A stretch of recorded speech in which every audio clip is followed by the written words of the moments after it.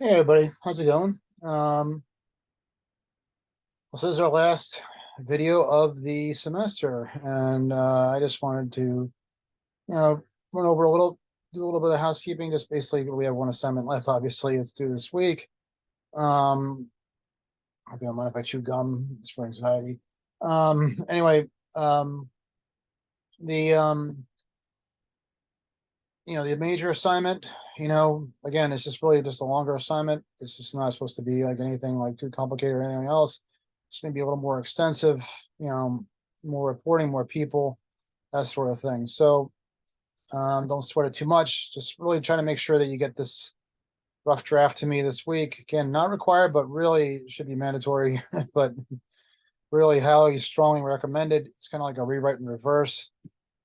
Um, anyway, um, I think we all showed progress this semester. I think that was, a lot of, if you look at like maybe your initial assignments from the first week of September to now, I hopefully you'll see a market difference, especially with the feature writing, which many of them turned out excellent.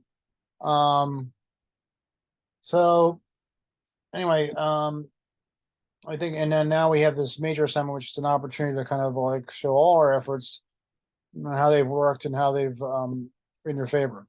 Um, it's interesting. I mean, again, I think I mentioned this last week, but you can like take whatever kind of lead approach you want. Just again, just make it a little more substantial than just like one line. It just basically says students don't like this. You want to get a little bit of explanation into the lead, that sort of thing, and maybe even like I said, add a summary graph.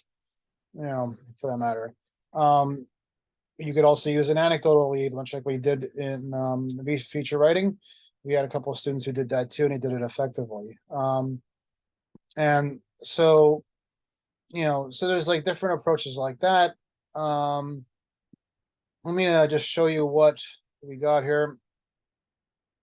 Again, you might be a little surprised by the simplicity of the story, even though it's a longer story. It's called the major assignment. Maybe that's a little bit of a misnomer. I have this assignment right here from SIGARP. Students at Rutgers University say they're unhappy and annoyed with the bus systems at Rutgers. Non-efficient or reliable. So again, a little bit more substantial than just basically saying the bus systems are bad. And then there's kind of a summary graph after that. Says the bus system has a number of buses going to each campus and routes, but many times these bus takes a long period of time to get the students. So I mean, it's a kind of a transition, but it's also more of a summary graph that kind of sums up everything that's being said. So it's more of a substantial kind of approach to the story, because it is a longer story and you want to try to reflect as much as possible in a general way what's going to be said in the story in the first graph or two. Okay, we have a transition here. Some students say the buses go together because of instead of periodically, which causes more wait times between the buses. So you basically got a story about like the buses suck, not efficient and reliable, and there's not enough of them. So, and here's one reason why that causes problems.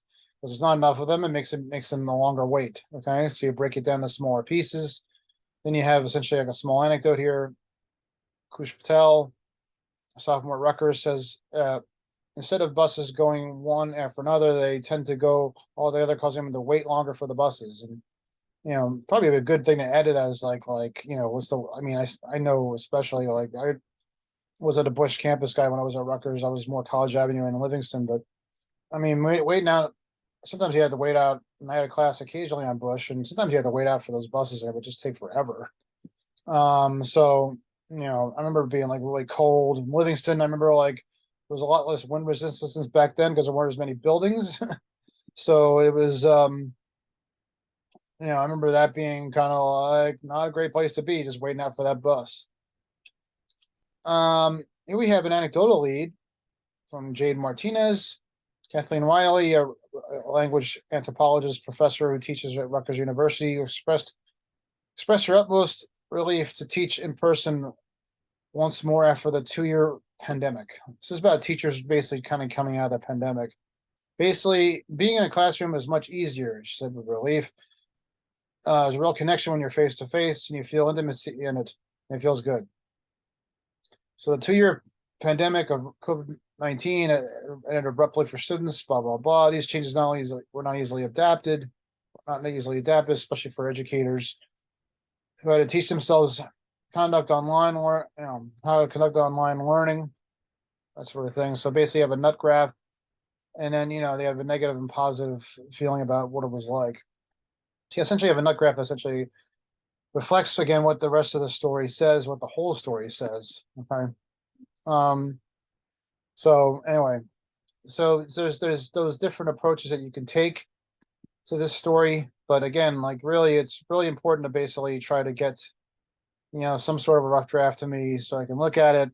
I mean, it may not be perfect what you have, but I've told a few people basically you could just basically submit that because it is an A-level story. So so you could do that too. Okay. Anyway, so that's actually really it. I'm recording this over the weekend, so this will be posted on Monday. And again, I just want to say thank you everybody for what you've done. Stay in touch. If you ever need a letter of recommendation or anything like that, please let me know. I'll be happy to provide it. All right. All right. So that's it. So I will be talking to you guys. Let me know how you're doing and let me see your papers and I'll be seeing you. All right. Bye-bye.